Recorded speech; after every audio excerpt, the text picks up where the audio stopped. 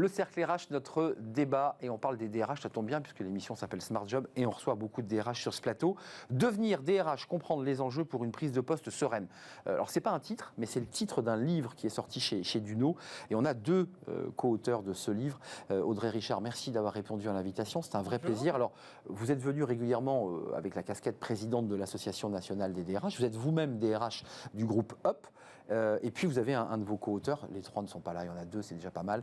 Thierry Villac, bonjour. Vous êtes psychologue, clinicien, consultant RH, mais vous avez aussi un parcours dans l'entreprise, hein, vous n'êtes pas qu'en cabinet, et vous avez travaillé à la rédaction de ce livre. Et puis je ne veux pas oublier Adélaïde Léon, qui est consultante et coach, elle aussi, qui accompagne des RH. Ce livre est intéressant parce qu'il a double cliquet, à la fois il y a de l'humain, il y a de la chair, et puis il y a aussi de la practice, des fiches pratiques pour les étudiants, pour ceux qui démarrent la carrière. D'abord, un mot, Audrey Richard, et là c'est très personnel, est-ce que vous vous souvenez la première fois où, après avoir signé votre contrat, vous êtes entré dans votre bureau, vous avez branché votre ordinateur et vous êtes dit, bon bah, ça y est, je suis DRH? Oui, je m'en souviens. Alors après, c'est quand même une évolution, hein, c'est un parcours professionnel. J'entends. Mais il y a un moment donné, vous avez fait vos premiers pas dans ce métier. Mais évidemment, on se souvient des premiers moments forts où on se dit, bah, finalement, on est quand même un peu seul. Et c'est aussi pour ça qu'on a voulu mettre sur le papier et essayer de contribuer à aider nos jeunes générations. Et cette histoire, elle a commencé exactement comme ça. Alors au début, on était avec Adélaïde Léon, toutes les deux. Après, Thierry, tu es arrivé dans l'aventure, mais très très vite d'ailleurs. Mais on commençait à discuter entre professionnels RH en se disant... Sortie de Covid, hein, quasi. Enfin, dans le Covid, vous étiez là. On était avant. Ça démarre avant, ah oui. Ça démarre avant, mais... C'est long, la gestation d'un livre. Mais bien, et quand on travaille, quand on a des activités, ça peut être très long. En tout cas, dans notre cas, ça a été long. Mais... l'histoire a commencé comme ça, en se disant finalement, on a énormément d'informations, de matière, de petits secrets. Et on s'est dit que ça pouvait être intéressant de partager ça avec ces jeunes qui arrivent sur le marché du travail, jeunes et moins jeunes, hein, parce que ce livre est aussi destiné à des gens qui se reconvertissent ou c'est aussi un ouvrage de partage. Oui, practice. Voilà, c'est pas que du jus de crâne, hein, c'est des choses très pratiques, il y a des questionnaires, il y a des choses concrètes. Voilà, on s'appuie sur notre expérience qu'on a souhaité compléter par ailleurs avec des entretiens d'autres DRH ou de DG aussi. Tout à fait. Parce que on tient beaucoup au fait que notre métier est au service du business. Donc on voulait avoir l'éclairage du business de DG. C'était pas comme ça au début de la carrière des ressources humaines ou du directeur du personnel. Il gérait les licenciements, les intégrations, il avait des petites fiches cartonnées. Il n'était pas réellement intégré au business de l'entreprise. Votre place dans ce livre, parce que psychologue clinicien, je m'excuse de revenir sur ce drame, mais puisque l'actualité en a reparlé, il y avait la reconstitution de ces crimes terribles de DRH par le parcours criminel de cet homme ingénieur et qui s'est vengé de DRH et d'un conseiller Pôle emploi, et la reconstitution avait lieu il y a quelques mois. C'est un métier dangereux ou pas? Là, je pose mes mots. Il y a eu à la fois ce crime et ce drame. On peut dire qu'il est dangereux, mais j'ai le sentiment que psychologiquement, c'est aussi un métier qui n'est pas simple sur le plan psy. Oui, tout à fait. C'est-à-dire qu'au-delà de la violence physique, qui existe malheureusement, mais qui est heureusement exceptionnelle, il y a une exposition à des risques psychosociaux qui est très forte. Surtout que c'est un petit peu le constat de départ de Audrey et d'Adélaïde, c'est-à-dire que finalement le DRH il est supposé là pour aider les autres, mais il est un peu seul et finalement on est peut-être on pense pas à lui finalement quand les choses vont mal. Non. Oui. Donc il est exposé, pourquoi? Parce qu'il est un petit peu à la fois il est le porte-parole quand même quelque part de la direction. Il a une charge mentale qui est assez exceptionnelle de par souvent il doit éteindre des incendies. Il est très sollicité. Il y a une exigence émotionnelle très forte parce qu'en fait le DRH il a un devoir d'exemplarité et de neutralité qui fait qu'il est le dernier à pouvoir exprimer son ressenti, son désarroi, peut-être parfois son désaccord avec des décisions. Je m'autorise, mais dans le dialogue social, le DRH est très observé, et le psychologue que vous êtes, vous n'allez pas le contester, on observe les traits de visage du DRH, le moindre silement qui peut être interprété comme la validation d'un PSE, enfin tout ça ayant des conséquences très graves sur la vie d'individus. C'est pas rien quand même la pression qu'a le DRH, hein. Il doit être toujours en bloc, Tout à fait. un peu parfois fermé. Il ne peut pas être dans l'exubérance. Hein. Oui, surtout que dans certains milieux, dans certaines entreprises, on lui fait sentir, en tout cas les salariés lui Clairement. font sentir qu'il est pas forcément, enfin qu'on n'a pas forcément envie de le considérer comme un bon copain. Donc il doit faire avec ça aussi. Oui. C'est ça la difficulté. C'est d'un côté, il faut être en relation directe avec des salariés, avoir une relation de confiance. Puis de l'autre, vous êtes quand même membre du COMEX, des CODIR et donc de la direction. Et donc voilà. Et c'est aussi pour cette raison que dans cet ouvrage, on a insisté sur la relation avec le comité de direction. Parce Sûr. qu'évidemment, on a notre rôle avec les salariés, on a notre rôle avec les partenaires sociaux, mais on a tout ce rôle de challenger, d'influenceur, avec également un COMEX ou un DG président. Et on a pas mal insisté sur ce positionnement à plusieurs jambes, finalement. Et souvent, on a l'habitude de dire que finalement, le DRH s'occupe de tout le monde, mais qui s'occupe de lui au final? Et donc, on peut trouver des réponses parce qu'il y a vraiment des... On a tout livré, ou en tout cas, on a livré nos pratiques en toute transparence et sincérité et authenticité dans cet ouvrage. Et c'était vraiment ça qui comptait pour nous, une sorte d'ouvrage de solidarité, difficile d'exprimer, mais c'est vraiment ça. Je commence à découvrir votre environnement et gérer votre univers, un peu comme chaque profession a ses codes. Il y a quand même beaucoup d'entraide entre vous. Dans ce que je constate, ce livre permet de créer un fil rouge et un lien fort voilà, qui pose sur une feuille, mais dans la vraie vie, vous êtes souvent en relation sur les bonnes pratiques, parfois mais sur des galères, et vous vous conseillez entre vous. Mais ça, je l'ai découvert. Pour autant, on a vraiment cherché, il n'y avait pas d'ouvrage Non, ça n'existe pas. de cette, qui va aussi loin sur le partage de pratiques.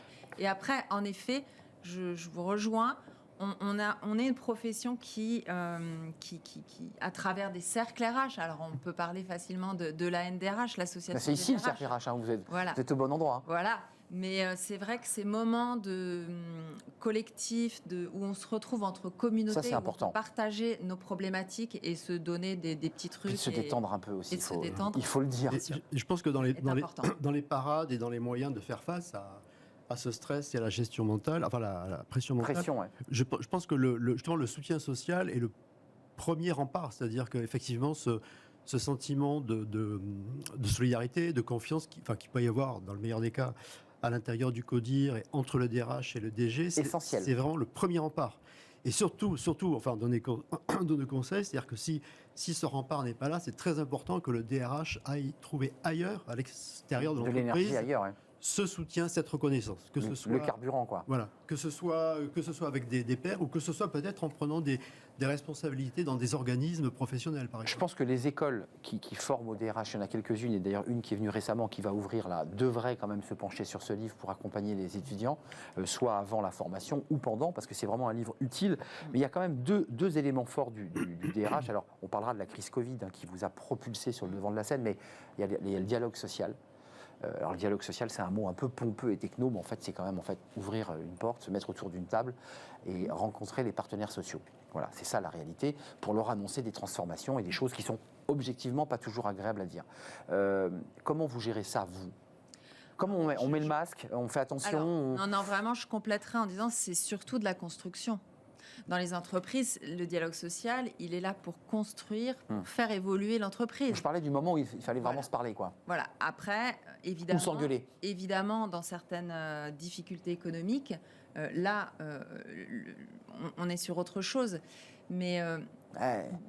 dans ce qu'on a voulu, le parti pris qu'on a pris dans l'ouvrage est de jouer vraiment sur la transparence et l'authenticité dans les relations sociales. C'est de se dire, on représente l'entreprise, mais on est là pour construire, et même dans la difficulté. Et éviter la casse. Enfin, je veux dire, Ouais. parce que c'est ça, c'est douloureux quand même. Votre Donc- métier est douloureux. Donc on parle beaucoup d'écoute et de transparence dans ce qu'on transmet, ce qui était peut-être pas le cas de relations sociales il y a 20 ans. Aujourd'hui, on mise plutôt sur ce... Et je pense au film de Stéphane Brisé, hein, cet homme qui va tout perdre finalement pour s'accrocher à son rêve d'entreprise, mais il perd sa femme, il perd sa vie, il perd son âme. Et c'est un vrai danger aussi pour vous, c'est d'être embarqué dans des situations qui vous impactent. C'est-à-dire que la direction, la transformation fait que, puis vous êtes plus en phase sur le plan éthique. Il y a un sujet quand même. Hein. Oui. C'est pour ça qu'on invite aussi le DRH à parfois anticiper ces transformations qui vont ouais. faire que le bon DRH d'un jour ne sera pas forcément celui qui correspond aux transformations de l'entreprise. Et finalement, à se questionner, avant peut-être qu'il ne soit trop tard, à se dire, est-ce que moi j'assume ça? Est-ce que j'ai envie de C'est ça. participer? Est-ce que j'ai envie de rebondir? Mais dans ce cas-là, je l'assume. Ou est-ce qu'au contraire, mes valeurs, ou peut-être même mes compétences, c'est-à-dire que si du coup, voilà, j'ai pas signé pour ça, est-ce que je suis toujours l'homme qui convient ou la femme qui convient? Est-ce que mes motivations, est-ce que mes valeurs sont toujours alignées? Ou est-ce que je dois me questionner et moi-même faire donc, le je m'en vais. choix et voilà, et de partir au bon moment? C'est ça. Oui. Ouais. Avant que ça devienne trop douloureux et intenable sur le plan psychologique. Oui, exactement. Et ça amène ces deux questionnements à l'entrée, où on a beaucoup insisté en disant, quand on arrive dans une entreprise, en fait, il y a tout un travail qui précède. C'est-à-dire que, évidemment, on va essentiel. se renseigner sur l'entreprise, Oui. l'équipe de direction, Classique. le DG, le président. Ça, c'est classique. Sauf que ce qu'on dit ici, c'est qu'il faut aller nettement plus loin que cela. Parce que la relation avec Bien sûr. le patron, Il faut que ça matche. c'est plus que Non, ça. c'est presque l'éthique. C'est plus que ça. Il faut vraiment que ça soit en phase sur beaucoup de choses, parce que sinon, de notre point de vue, c'est vraiment très très difficile. Et après, tu soulignes, en effet, et je voulais juste réinsister là-dessus, c'est qu'il y a un moment, en fonction de la maturité aussi de la direction de l'entreprise, mais aussi de la maturité d'une entreprise, on n'est pas le même DRH Oui. dans une start-up. On n'est pas le même DRH, Ouais, même dans on n'a pas l'attitude. besoin des mêmes compétences C'est vrai. dans une entreprise privée, dans une entreprise qui doit en effet réduire ses effectifs. Et il est important, et on le souligne aussi dedans, de se questionner sur... J'étais peut-être à ma place à un moment donné, Mais là- je ne le suis plus. Et juste, c'est pas grave en fait. Juste, c'est aussi l'évolution de l'entreprise. Et donc, mon profil à ce moment-là serait adapté peut-être sur d'autres. Il y a une dernière question, puis on parlera du Covid, parce qu'à l'époque, vous étiez venu sur ce plateau et vous nous l'aviez dit, d'ailleurs un peu à cœur ouvert, que la NDRH recevait beaucoup de coups de fil de cette ligne mise en place pour le DRH, parce qu'ils vous appelaient, ils étaient un peu en souffrance, ces DRH. Ils étaient en première ligne, ils étaient un peu tout seuls, et ils se retrouvaient un peu dans la solitude. Mais par rapport au business, vous l'évoquiez au début, vous dites, mais on est vraiment un des éléments. C'est vrai sans être vrai, parce que parfois le service commercial, parfois le service marketing dit bon, ça sera au RH de gérer tout ça. Il vous envoie un peu la poussière, la patate chaude. C'est vrai, c'est ça la vie d'une entreprise. À vous de gérer. Comment ça se passe, ça, cette relation-là, avec les autres au CODIR, en disant mais attends, je ne peux pas tout gérer. Il y a des choses aussi avec tes managers que tu dois prendre en place, en charge. Ça arrive fréquemment, ça. Oui, c'est ce qu'on exprime Bah oui. en disant c'est un travail collectif, bien évidemment, mais en repartant du Covid, Ouais. c'est quand même la fonction RH qui a été en première ligne Clairement. et qui a géré les cellules de crise. On en parle sans se focaliser trop sur le Covid, mais ça a été un élément important et on explique comment s'est positionnée la DRH et quel impact ça a aujourd'hui sur notre métier, parce que cette crise a fait évoluer notre métier et l'a ouvert sur un environnement beaucoup plus Ouais, large. puis vous a mis dans la lumière. Vous ne l'étiez pas auparavant. Enfin, je veux dire, les DRH, beaucoup moins. Vous aviez une visibilité, mais beaucoup moins importante. Oui. Les médias vous ont donné la parole. Vous avez occupé les plateaux de télé pour nous raconter qu'il y avait des règles, qu'on les organisait, que c'était vous qui pilotiez. Même des cas, je reprends l'exemple où vous alliez frapper à la porte d'un de vos collaborateurs pour voir si... Enfin, ça va quand même jusqu'à ce caire-là, quoi. Oui. Le DRH aujourd'hui, comment vous le définissez, vous, qui avez une vue des... C'est quoi? C'est un psy ou c'est un technicien du droit? Alors, c'est vrai que dans les motivations, puisqu'on a un petit peu, on a interviewé des À la source, ouais. voilà, et on s'est un petit peu interrogé sur les motivations. J'aime les gens ou je veux les encadrer? Alors, c'est là la difficulté, c'est-à-dire que il y a certains DRH qui viennent à ce métier-là parce qu'ils aiment l'humain, le relationnel, accompagner les gens, mais toujours, il y a cette difficulté que ça doit être en alignement avec les contraintes de l'entreprise. Et voilà. Donc, c'est faire matcher les deux. Et ce qui est intéressant, c'est que c'est à la fois une source de motivation pour les DRH, et c'est à la fois aussi une source de stress, Bah oui. parce que c'est cette difficile équation qui est parfois très difficile à tenir. Et pour rebondir sur l'épisode du Covid, à la fois, ça a permis de mettre en lumière cette fonction-là, mais en même temps, il ne faut pas oublier que la difficulté du DRH, c'est à la fois d'être présent sur la gestion de crise, mais de ne pas perdre sa capacité à se projeter sur le déploiement de la stratégie, des projets. Donc c'est ça qui est difficile aussi et qui en rajoute à sa surcharge. C'est-à-dire, à la fois, je dois être là pour gérer les crises et en même temps, je dois être capable à d'autres moments de me projeter à un autre niveau, de changer de braquet et de me projeter sur du long terme. Donc C'est très court et très long. Voilà, c'est ça. Et collectif Ouais. et individuel. Et oui, j'allais y venir, parce que c'est aussi des individus que vous croisez dans les couloirs. Vous ne croisez pas le collectif tout le temps. Voilà. Vous croisez Gérard, Bernard, Stéphanie. C'est des individus qui vous regardent dans les yeux et que vous avez peut-être croisé une semaine avant. Tiens, d'ailleurs, parlons un mot. Parce que ça a été cantonné trop longtemps à ce métier des RH de licenciement. Tiens, tu iras prendre ta lettre au bureau des ressources humaines. C'est un peu la phrase clé. C'est quand même pas un moment facile quand on est un être humain, même lorsque la personne a pu d'ailleurs commettre une faute. C'est un moment difficile, ce moment-là, quand même. Bien sûr, c'est un moment difficile et on l'exprime. Ouais, vous en parlez. Mais ce qu'on veut faire à travers aussi cet ouvrage et à travers nos prises de parole, c'est aussi de montrer que le DRH, on en parle souvent de façon noire dans les médias, dans les films, cinéma, dans les séries, c'est vrai. etc. Mais en fait, il a tellement cette palette diversifiée et au final, notre rôle, c'est quand même d'accompagner, oui, le collectif, mais l'individu dans son développement professionnel, dans sa bonne intégration. Et c'est ça notre métier, il est là dans un accompagnement business qui n'est perdu de vue par aucun DRH, en fait. Ce qui est intéressant dans votre métier et dans ce livre, et qui peut d'ailleurs passionner des jeunes qui rentrent dans la carrière, c'est cette espèce d'hybridation de ce métier, parce qu'à la fois, il faut une multitude de compétences. Il faut quand même de la psychologie, je le pense fortement, mais il faut aussi de la technicité. Puis on parlera peut-être pour terminer de tous les outils qui vous accompagnent, qui accompagnent le DRH en tech, en recrutement. C'est quand même très compliqué, quand même, le métier de DRH. Mais pour revenir... Là c'est le psy, c'est quand même un métier très bizarre. Oui, mais justement... C'est des gens bizarres, les DRH. Le regard du psy sur cet épisode de licenciement, on en revient un petit peu aux valeurs. C'est-à-dire que c'est plus facile pour le DRH de gérer ce moment qui est très difficile, de gérer des licenciements, si on reste aligné avec la stratégie et les valeurs. C'est un moment difficile, mais ça fait partie du job. Mais on le passe. On le passe. Ouais. Par contre, si soi-même on est en désaccord avec les décisions, là ça devient plus difficile. Et tout à l'heure, vous avez parlé d'éthique, et en fait, la souffrance éthique, on peut vraiment la définir par ça, c'est-à-dire c'est le fait d'être obligé de faire des choses auxquelles on ne souscrit pas. Et ça, on peut le faire un certain temps, mais un DRH qui serait soumis à ce régime-là pendant des mois et des années. Intenable. Voilà, c'est la soutenabilité. C'est un conflit de loyauté avec soi-même. Voilà, c'est ça. Donc on est déchiré par ce sujet. Ouais. Revenons à la technique, parce que j'ai lu une tribune qui ne nous a pas échappé de Benoît Serre, que vous connaissez bien, qui est le vice-président de la DRH, lui-même DRH, qui dit qu'il faut faire la révolution du DRH. Le DRH doit faire sa révolution. Qu'est-ce qu'il veut dire par là? C'est-à-dire que votre métier n'est plus celui que vous exerciez il y a 10 ans, et qu'il y a peut-être un tome 2 de devenir DRH avec tout ce qui arrive là devant vous.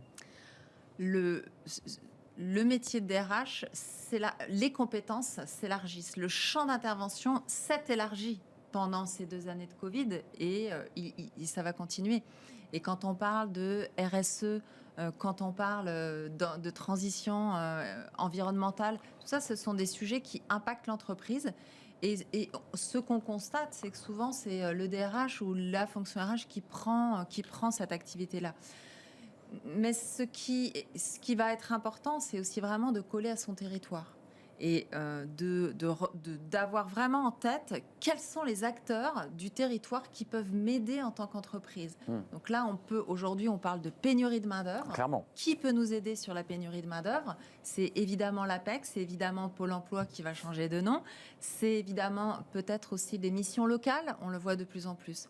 Et c'est ça, c'est que le métier connecté au bassin d'emploi, connecté même aux institutions d'État ou gouvernementales, parce que c'est de ça dont il est question. Ça. Et puis après, on a tout ce champ de responsabilité sociétale, évidemment, qui impacte. Et ce qu'on dit, c'est du coup un DRH, mais aussi, comme beaucoup de professions, c'est clair, mais doit se remettre en question, doit continuer à apprendre tout au long de sa vie. Mais les jeunes qui rentrent dans la profession, ils ont leur téléphone comme tout le monde, leur smartphone, ils sont connectés, ils vont sur TikTok, enfin ils ont tous les outils du numérique.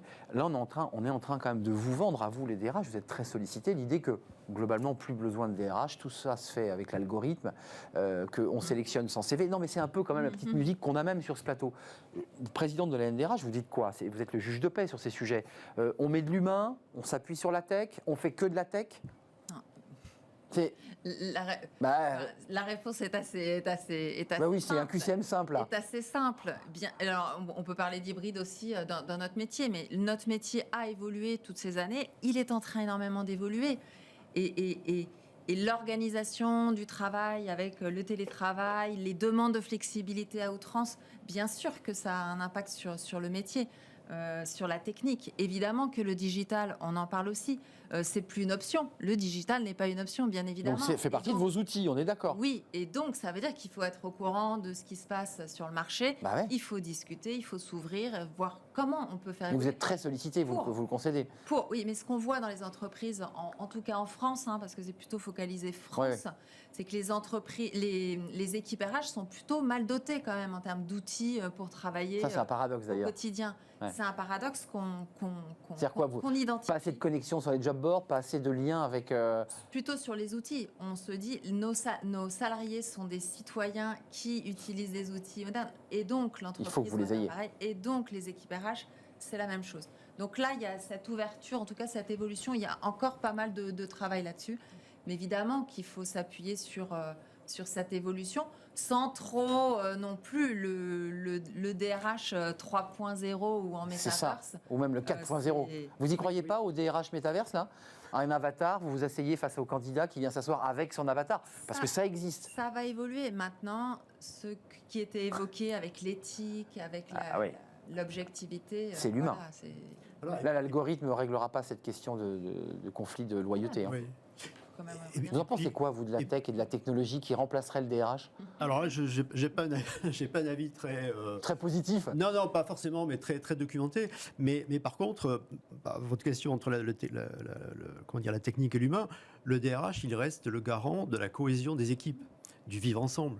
Et plus on aura de la diversité, plus on aura des écarts générationnels, plus on aura du travail à distance, et plus il faudra avoir quelqu'un qui reste, qui a un œil vigilant parce que parfois les managers sont très déstabilisés par rapport à ça. Ils hésitent entre une forme de laisser aller ou au contraire une forme de sanction. Et du coup, le DRH est souvent là à Juge de paix un peu, hein. derrière pour Médiateur. médiateur, Hein. facilitateur, Bien sûr. pour accompagner cette diversité. On apaise ou on dit au manager non, non, là Voilà. tu as raison, Là, il il faut faut- accélérer, là il y a faute. C'est-à-dire qu'on a souvent besoin d'entendre le DRH qui recadre aussi les règles Ouais. de droit, Voilà. qui refixe les cadres. Vous dites quand même dans l'intro que c'est aussi le garant de maintenir un bon climat dans l'entreprise et pour cela il faut disposer d'une force et d'une énergie de tous les instants. Vous êtes toujours heureuse de faire ce métier après cette carrière? Est-ce que, comme beaucoup de collaborateurs, certains ont dit moi je renverse la table parce que je suis arrivé au bout de l'histoire de ma... Est-ce que c'est un métier qui vous donne toujours la force de vous lever le matin? Alors moi, personnellement, oui, et un grand oui. J'adore mon métier. Ce que j'aime, c'est aussi le voir évoluer, d'une part. Et ce qui m'importe vraiment à titre personnel, c'est de pouvoir transmettre. Et c'est ce qu'on a fait. C'est vraiment la volonté de cet ouvrage, de pouvoir transmettre tous nos petits secrets. Donc pour répondre à la question, oui, un grand oui. Mais il faut avoir en effet beaucoup d'énergie pour suivre ces évolutions et incarner les entreprises aussi qu'on représente. Évidemment, tant les entreprises côté NDRH, parce que vous êtes vraiment connecté à ce réseau de 5000 entreprises, et puis, et puis c'est fort d'écrire un livre, parce qu'un livre à 3, ça veut dire on réunit ses énergies, on prend le temps de travailler ensemble, c'est une belle aventure humaine aussi, et c'est un livre réussi, puisque c'est le livre de référence, qui sera le livre de référence sur les DRH, édition Duno. Adélaïde Léon, Audrey Richard, Thierry Villac, psychologue clinicien, mais vous avez eu un long parcours dans l'entreprise, et puis là vous êtes consultant, vous observez plus de l'extérieur avec cette femme qui est dans une posture un peu de yogi, d'équilibre, voilà, et qui tient son domino alors que tous les autres sont tombés. On voit la couverture de ce livre sorti chez Duno dans la collection Ressources humaines. Merci Audrey Richard. Vous reviendrez peut-être nous parler en septembre de ce qui vous attend, parce qu'il y a quand même pas mal de petites choses sur la table au sein des négociations, du dialogue social. Et merci à Thierry Villac, consultant et clinicien, consultant RH et expert des problématiques liées au stress, il faut quand même le préciser. Merci à vous, édition Duno. Notre cercle RH est terminé. Pas le cercle RH des DRH, le cercle RH de Smart Job. Et maintenant, c'est fenêtre sur l'emploi. Et on va parler des indépendants. Tiens, ça, c'est un nouveau phénomène. Tous indépendants, on en parle avec Julien Morisson.